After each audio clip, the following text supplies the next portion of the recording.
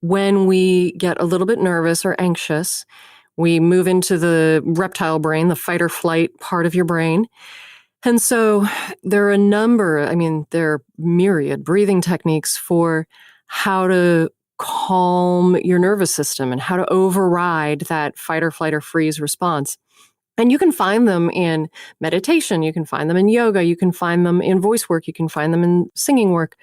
The one that I love the best, that I think is the go-to for me, that I find most people can do anywhere, anytime. You can do backstage before you step out at a live event. You can do it even while you're listening to somebody asking you the question, or in your case, if you're listening to me answer it.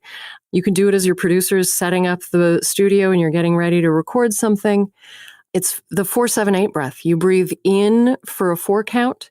They say hold it. I don't like the word hold because it implies sort of holding or gripping or clamping down. And so you suspend the breath for 7 count, and then you exhale for an 8 count. But what that does, the suspense creates a stillness, which helps the mind be still. And then exhaling for twice as long as the inhale overrides the nervous system and tells your mind, it's okay. Everything's okay. I'm safe. It returns you to that rest and digest brain and takes you out of the reptile brain. So it's super easy. You breathe in for 4, suspend the breath for 7, exhale for 8.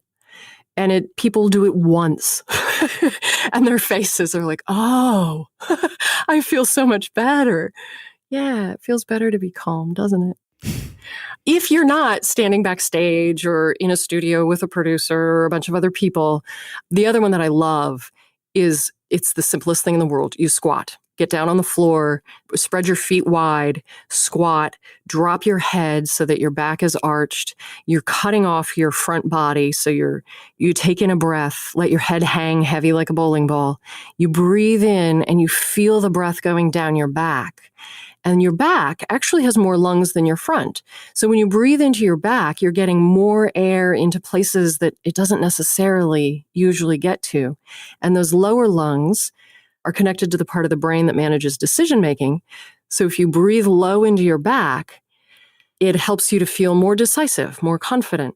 And that can also override those jitters or a little bit of nerves for whatever you're starting. Some people, though, don't feel comfortable dropping into a squat backstage before they're about to go on onto a stage live, and I get that. So 4-7-8 is the go-to for anywhere, anytime.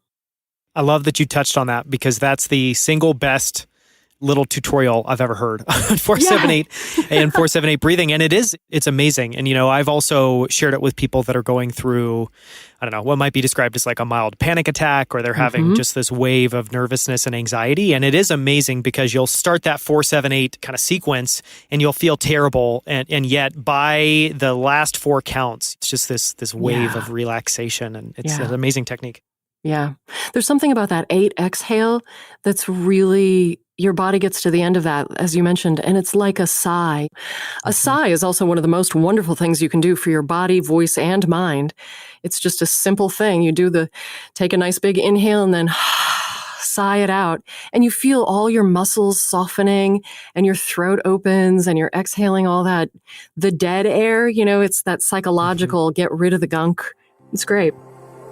Subscribe to Outliers with Daniel Scrivner now in Apple Podcasts, Spotify, or wherever you like to listen to podcasts. And be the first to hear about new episodes and receive exclusive content by joining our newsletter at outliers.fm. I can't wait to help you level up and live your best life.